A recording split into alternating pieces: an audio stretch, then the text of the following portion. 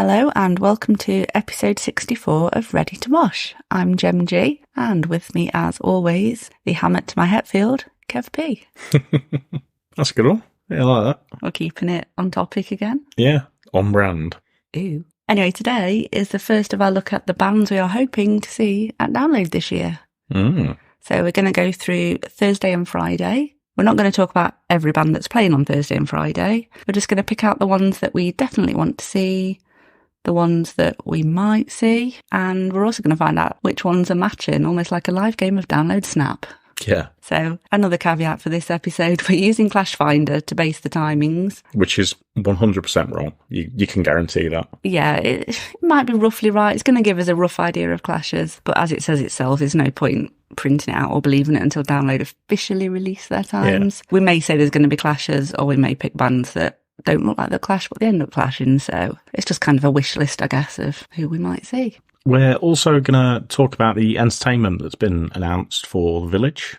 Now known as District X. Now known as District X, yeah. It will always be the Village. Yeah, I don't know why they changed the name of that. Pretty pointless, but... It's like when they rename pubs. Yeah, you still know it as the pub you went to. Yeah, very true. We've also got a couple of bits of Download-related news that we'll stick on the end as well. Shall we crack on them? Yeah. So, Download Thursday. First time for everything.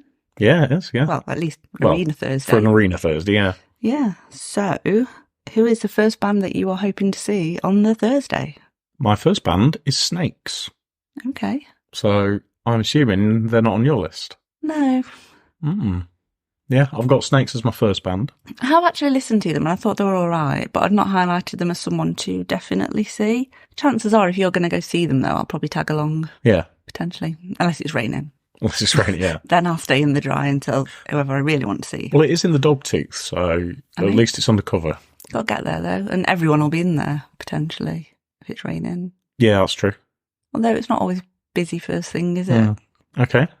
And who's your first band? Mammoth WVH. I have also earmarked Mammoth WVH.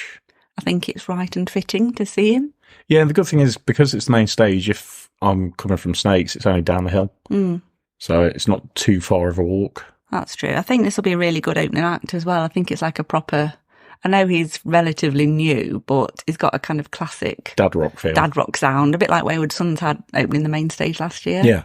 I think it's got similar vibes to that, so I think that's going to be a good start, and definitely my first definite. This also, for me, introduces the first clash of the day. Same. Well, first potential clash. First potential clash, yeah. And I think I know it's going to be, because it's going to be the same as mine. It's going to be the Cancer Bats. Yeah. It's been a long time since I've seen them. Yeah, it's been a hell of a long time. Did we see them in 2012? I can't remember, and I feel like we've talked about this on the podcast before. That they were supposed to play, but for some reason they were late and they missed their slot, but they came on stage with... Corey. No, I think it was Billy Talent. It was someone early in the afternoon. Oh, yeah, that rings a bell. Was it NoFX? It was someone around that time. It wasn't NoFX, it would have been Billy Talent. Yeah, that rings a bell now. I mean, it's a long time ago, but I'm pretty sure that's what happened. If anyone remembers, let us know. So what have you got after that? After that, I've got a potential clash. I've got Ginger down as potentially watching, and then the Bronx as a definite. Okay, well, I'm going to go and watch the Bronx. Because you didn't watch them last time I watched them. Yeah, and I don't know why. We had this discussion the other day, didn't we? Yeah, I can't figure out what I was doing. We even looked back, didn't we, on an official Clash Finder thing from, was it 2017? Yeah, something like that. We don't know where you were. No, I was probably in the tent. Yeah. Probably gone for a booze run. Yeah, I saw them in the Avalanche, whatever year it was. Ginger, I might watch, because I saw them at Bloodstock, that's the one, last year. They were quite good, so I wouldn't mind watching them again, but if I'd missed them, I wouldn't be too upset, I guess. Yeah. I mean, looking at this provisional timing, there's a good chance you could watch the Bronx and then see the end of Ginger. So just that might happen. What you got next? So next up, I've got 100 Reasons. For some reason, I've not highlighted them. Oh, you're not watching 100 Reasons? That might do. Yeah, I don't know why I've not done that. Yeah, well, this is one for me. It's like, this is a 100% nailed on that I'll be watching them. And it does kind of lead into my first clash, my second clash. And that, for me, is going to clash with A.A. Williams. Yeah, I've got her highlighted. And then I've got a question mark over Hailstorm. I'm not a huge fan of them, but there are a couple of tracks I like. I just feel it might be a good opportunity to watch them, potentially, because they're on the main stage, and often you can't help but see who's on the main stage, can you, if you're walking nearby? Do you know what I mean? Yeah. Okay, so who have you got after that? I've got Pucifer. Yeah, same here. That's one I'm not going to miss. But again, so this kind of causes me a bit of an issue. So I'll be watching 100 Reasons. But if I go to watch the rest of A.A. Williams, I'm not really going to get a decent slot for Pucifer, kind of position-wise. Yeah. Whereas if I watched 100 Reasons and kind of stayed around the stage, I'd probably get to the front for Pucifer. So it's kind of, I don't know what to do there. Decision. I know what you mean. And I do love A.A. Williams. At the same time, I don't know if I'd love her at a festival. Do you know what I mean? Yeah, it's the style of music, I think, because it's much slower than anything else that you'll hear at Download. Yeah, she makes me quite sleepy in a good way. Do you know what I mean? Okay. She's an amazing performer, but her music is very just chilled and nice, and it might be a nice break in the afternoon. Or I might end up napping. No offence to her at all, but there's potential for that. Yeah. Also, looking at the Clash Finder, one of the other things that's a little frustrating, it looks like Pucifer and Mom Jeans are going to clash. I quite fancy seeing Mom Jeans, but Pucifer are always going to win for me. Mom Jeans aren't a thing for me, so... No, I have listened to them, but they just didn't float my boat. And then next up, Alter Bridge. Yeah, I'm straight down for Alter Bridge. Because obviously, what is Download without Miles Kennedy? Assuming they make it. That is true. We did hear today that they've cancelled a show. Yeah, they cancelled the show because of recurring throat problems for Miles. Yeah, so fingers crossed they will be there. Well, Ghost I can't remember when it was, but Ghost cancelled one year. 2016. Yeah, but then played Hellfest the week after, and that was a laryngitis issue. Yeah, you've seen quite a few bands, actually, who, if it is that, they may just have a couple of nights off for vocal rest. So, fingers crossed. Yeah, well, they have got a 5-day break before Download, I think, as well. So hopefully it should all be good. Yeah, be quiet, Miles, until then. Then we've got a bit of an issue because we still don't know at this point who the second stage headline is going to be Thursday night. No, if this gets announced before the episode goes out, we might have a future us appear and discuss that one. But at the moment, it's just a question mark. It is just a question mark. But if it's Offspring, if it's Tenacious D, who are the others we have? I think the hottest tipped one now is Bullet for My Valentine. Yeah, which I'm not fussed about. No, we saw them a little bit at the pilot, didn't we? Yeah. But I've never been a massive fan of them, so I wouldn't... Yeah, I wouldn't go out of my way. I wouldn't walk back up the hill for them. No, I'd sooner probably just get a better slot for Metallica. Well, what do you know? Just editing the episode and we get the breaking news that Skindred are indeed the second stage, or Opus if you will, headliner on Thursday. Yeah, it's going to be amazing. Although, is that like the fourth one now they've done in a row? They've done 19, they did pilot, they did last year. Yeah, it is. They're the new Miles Kennedy. They are. But I'm not complaining. And I'll get to see them twice at 2 festivals. You will, won't you? Yeah. Because my Skindred glasses are coming. Fingers crossed they'll arrive in time. They're en route. But yeah, that'll be a cool end. Well, not an end to Thursday, but a pre-end, like Metallica Eve. Metallica Eve? You know what I mean. I know what I mean. I'm glad you do. Yeah, there we go. Back to the past. Depending on what sort of stuff they're playing would depend on how long I hang around. Yeah, it's difficult to know, isn't it, with them doing 2 nights? Yeah. Are they going to save... I'm going to say the good stuff, but everyone's definition of the good stuff varies, doesn't it, anyway?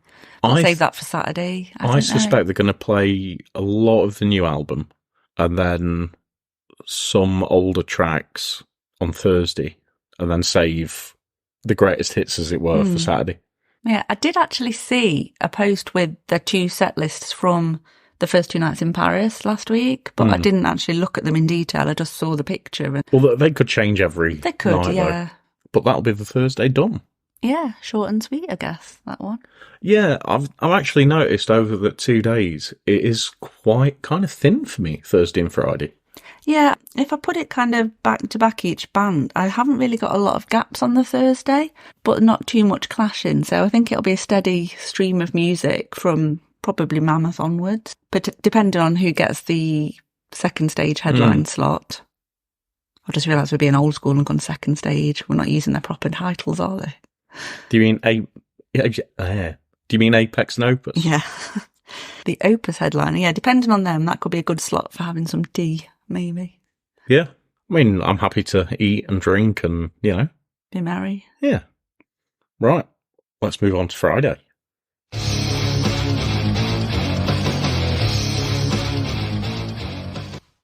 Friday, then.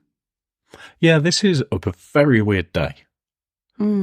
I've noticed that especially the Avalanche is incredibly kind of soft, from a musical kind of sound.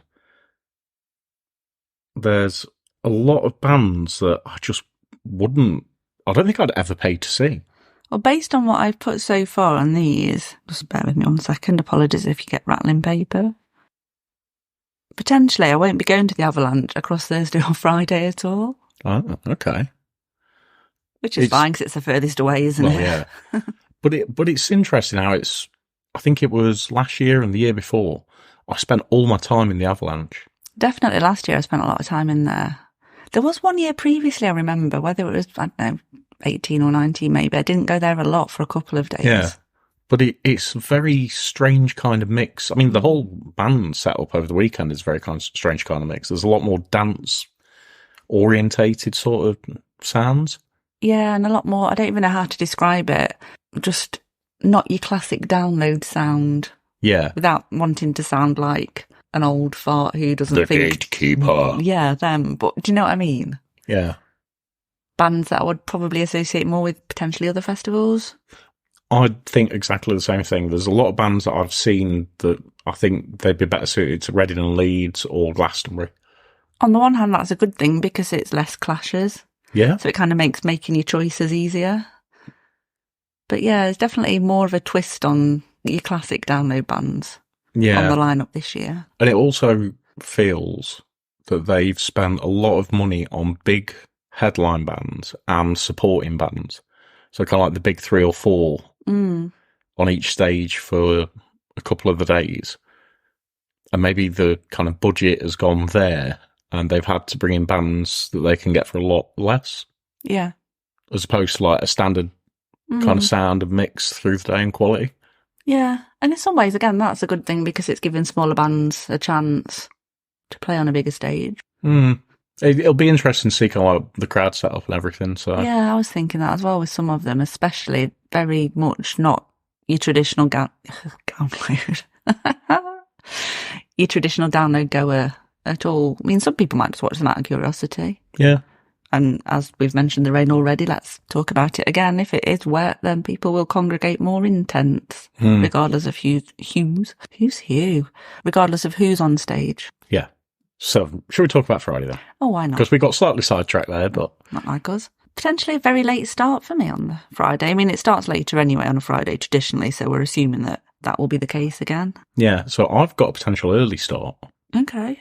So the first band that I'm considering is Fixation. Oh, okay. Who are on the Avalanche stage. They are first up. Yeah, I listened to them and thought they were okay, but I don't know if I like them enough to want to go all the way to the Avalanche to start my day. I think it depends on what state I'm in Friday morning. I think that's what it's going to come down to, how much energy I've got. Yeah. Yeah, it's going to depend for me on potentially either doing Rockfit or what my hair washing schedule's like. Okay. Moving on then to my next band, which is Witch Fever. I've got them down as a potential, but they clash with Nova Twins, and I would quite like to see Nova Twins, I think. Yeah. I'm really not interested in Nova Twins, so I'm not going to watch those. But I do really like Witch Fever. I've been listening to Witch Fever a lot. I think that'll be good. Yeah. My next one I do want to watch is Pupil Slicer. Okay. On the Dogtooth. Mm-hmm. Potentially maybe catch a bit of Hot Milk if the clashes don't clash. Yeah. You know what I mean? I know what you mean. If the bands don't clash, as opposed to have the set out on Clash Finder. Yeah, there are a couple of Hot Milk tracks I quite like, and they look really cool live from what I've seen. Clips and stuff. So, and then obviously there's the band on the Opus stage that we really, really want to see. Not Elvana. Oh God. Jeez. But they'll get a big crowd, so it means the other stages will probably be quiet. Yeah, that's true. I think they're a bit Marmite though, aren't they? Yeah, they are. Very Marmite. And I don't like Marmite. No, neither do I. Bit of a gap then for me. Yeah, well, I've got a gap from after Witch Fever right through till nearly 4:00, which is D-Mob Happy. Okay, not on my radar. Yeah, they're a potential for me. Like I say, a lot of these are just kind of potential. So Fixation was a potential, D-Mob Happy was a potential. Yeah, I'm sure I must have listened to them, but I've got no recollection of them at all. Okay. I have gone through all the bands I didn't know, but yeah, it's not struck a chord. I might watch a bit of Epica. All right. Okay. Potentially. And then I've got Ingested on the Dogtooth. Yeah, I've got Ingested down as potential to watch as well. No. So that could be a joint one. So I'll probably meet up for Ingested then. Yeah. Yeah, is that the first match we've got that day? No, Witch Fever. Mine's Potential, though. Oh, right, okay. Yeah. My Ingested is Potential. Okay. Asking Alexandria is a maybe for me. It's a definite no from me. Really, I just don't like Asking Alexandria. Yeah, I want to, but I don't. I'm just going to see how the day pans out on that one, really, because that's kind of around tea times. Yeah. And then my next definite is Empire State Bastard. Yeah, I've got those down as potential as well. I may go and watch Empire State Bastard, even though I'm not a Biffy fan. I'm curious about I just want to know what they're going to sound like, yeah. I think they've only released one track, haven't they, still, at the moment, which is interesting. It's kind of harsher, obviously a lot harsher than Biffy, but I expected it to be even more so, somehow. I don't know. Yeah, is it not as heavy as you thought it was going to be? No, from what people were saying. Obviously, their other stuff could be. Yeah, it's hard to judge from one track, isn't it? So, and it'd be interesting to see what kind of crowd they get. I was just going to say that as well. Part of me feels like it'll be huge because of it being obviously Simon from Biffy, but at the same time, does everyone realise that? And there's also very possible potential clash with Architects. Yeah, that's another very good point. Yeah, they did clash with the Architects. And with In Temptation, who I wouldn't mind seeing, but I probably won't, based on the clashes. Yeah. And then it is Architects, who I would like to see. Same, yeah. I've got those as a definite, so that'll be good. I think I've seen Architects before. I don't think I have. Oh, I think I saw them a few years ago, yeah. But where and why would you without me? Second stage, you were probably watching somebody else. It does happen. I know it does, but I feel like I would have remembered. Or I would have gone to see them.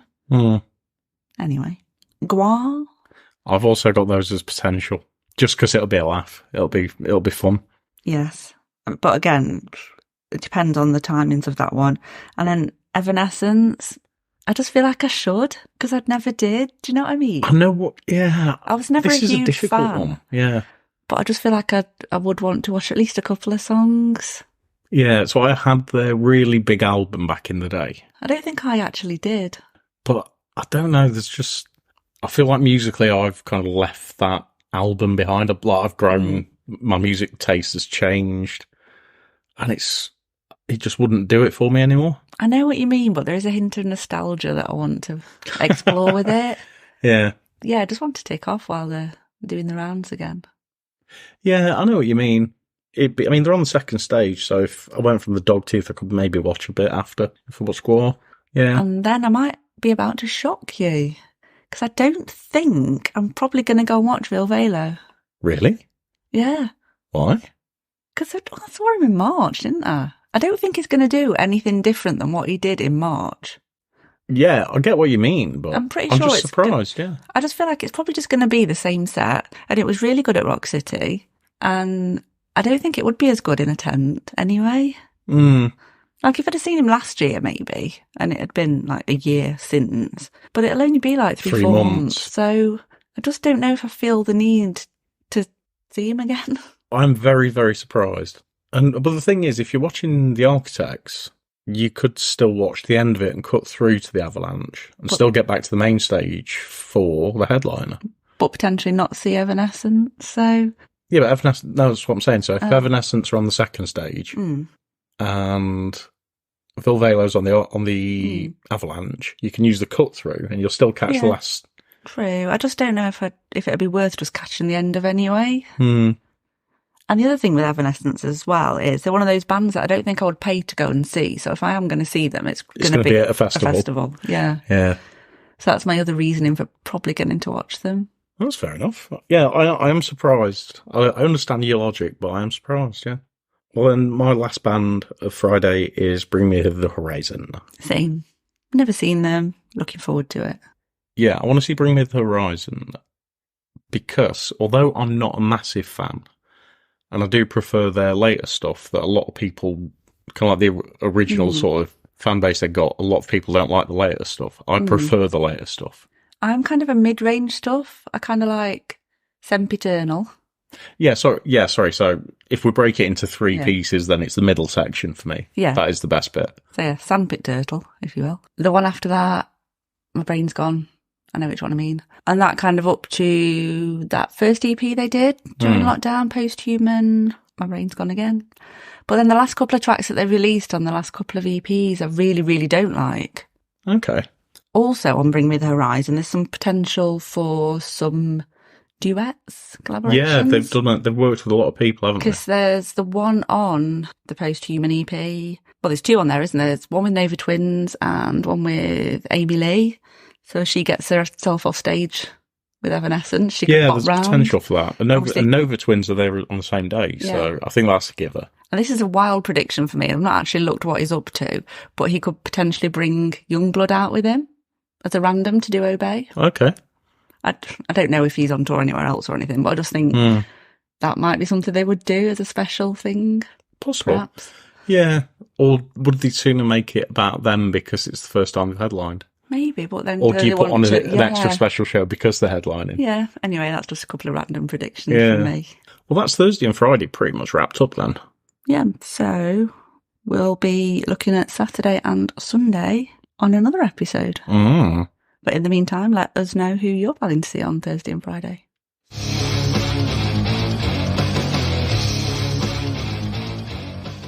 So on to the District X, or the Village, as it should be called. They've made a big announcement, and there's a poster that goes alongside it. So there's the usual kind of stuff and kind of some things that were expected, I think. Mm-hmm. So you've got things like... So Alex Holcomb's going to be there, which I think was kind of pretty nailed on, to be honest. Yeah, is that a DJ set that Alex is doing? I'm assuming so, although it doesn't say it's a DJ set.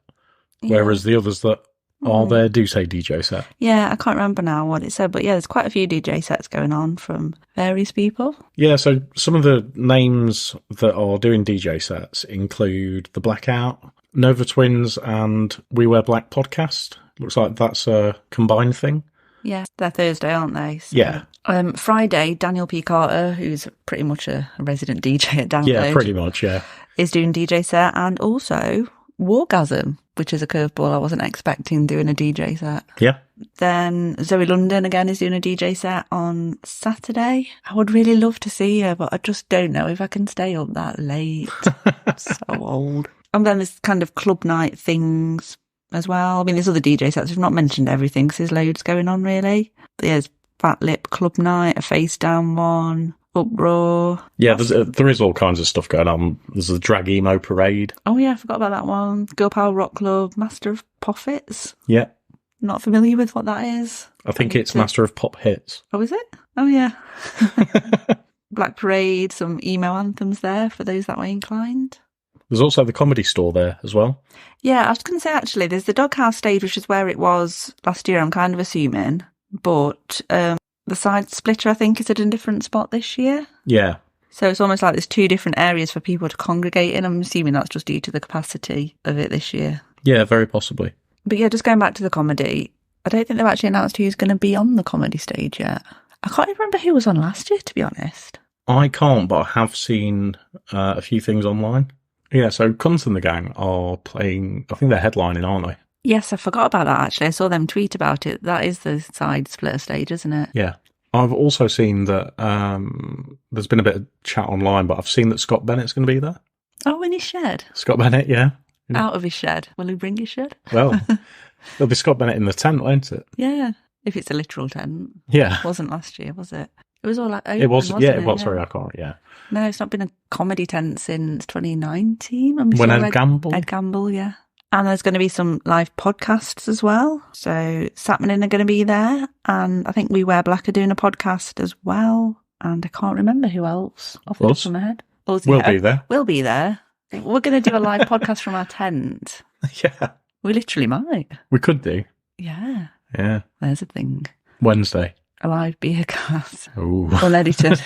Oh, no. You don't want to hear that one. No. And daytime-wise, there is some exercise that you can partake in. So on the poster, it does look a bit confusing because it has rock aerobics and then rock fit all in one line. But rock fit is definitely a separate thing to rock aerobics. We have had clarification of that. I'm not sure what time rock aerobics is taking place or what that even involves, but rock fit are going to be on at 11 o'clock on Thursday, Friday, Saturday, Sunday on the Doghouse stage in District X. So it's going to be, I think, an hour class on Thursday, Friday, Saturday, and a slightly shorter kind of lower impact class on the Sunday as well. So I think that's going to be about 40 minutes. So does that mean you're going to your classes? I'm hoping to get to at least one. It's going to ultimately depend on timings of bands once the official times get released. So that'll be Thursday, Friday for you then? Potentially, yeah.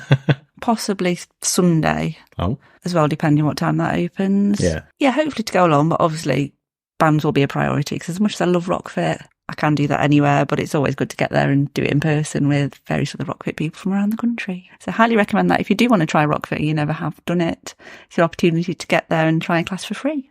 So in addition to all of that, the cinema's back, obviously there's bars, the rides, the Co-op is back this year, and there is the new Download Megastore. And I think I've read somewhere that pre-orders for merch open, as in for Click and Collect, 2nd of June, I think. So that might be a good thing to do. I'm tempted to do that. Yeah. It's one less thing to queue for. Yeah, I think look into it, just see how restricted they are in terms of when you can collect. Are you going to be able to choose your day or what? You know, because it's obviously going to be busy, whether they're going to do it in like time slots of when you can collect it or something. So I'd like to think they'll just have a couple of lanes for Click You would and think collect. so, wouldn't you? But just thinking how many orders there might be for them to sift through and all of that. But yeah, definitely looking into that. We've also now had the download map released, which was then withdrawn and re-released.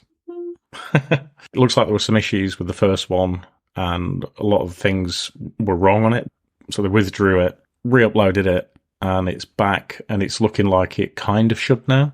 Yeah, I think it looks pretty much what you'd expect. They've also done almost like little snippets of different areas. So there's a close-up of District X and the campsites. There is a close-up of the campsites, but you can't see RIP because they've covered it over with the key. Yeah, that's just on the general public map, isn't it? But then it's the interactive map where you can zoom in and stuff. That's always handy. Yeah, so you can figure out how far your walk is actually going to be. Yeah, make sure you're going in the right direction. And then another happening from this week is that the Sophie Lancaster Foundation announced on, I think it was Tuesday or Wednesday, can't remember now, but they announced that they weren't going to be at Download this year due to logistical issues, which I think were that partly to do with the fees that Download charge them to have their pitch there, and also the fact that because a lot of vendors have been pushed out, for want of a better phrase, this year to make room for more food and drink stalls, a lot of the previous market stall vendors are being put in the village, which it sounded like that was going to happen with Sophie as well. But obviously that's not a prominent place for them. It wasn't going to be worth them coming along, really, in terms of what they would gain from it. And the fact that Live Nation actually charge... Well, that blew my mind. They charge a charity to have... charities to... And especially a charity so linked to... Yeah, to the music, to the actual scene. It's an absolutely fucking disgrace. But anyway, less than a day later, I think it was, the foundation made an announcement that they were indeed going to be at Download this year and in the arena. So that's awesome news. You can go along, get another wristband, stock up on pens, some of the bits and bobs, obviously make a donation.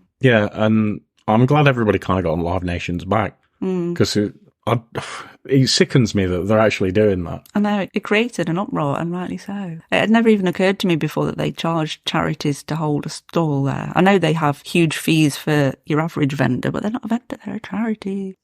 Well, thanks for listening. Hope you enjoyed that episode. Don't forget you can find us on Instagram and Twitter at ReadyToMoshCast. And we are also on Facebook, YouTube and TikTok at ReadyToMosh. So if you want to give us 5 stars on whatever streaming platform you're listening to and a review as well, that would be most appreciated. And we'll be back next week with another episode.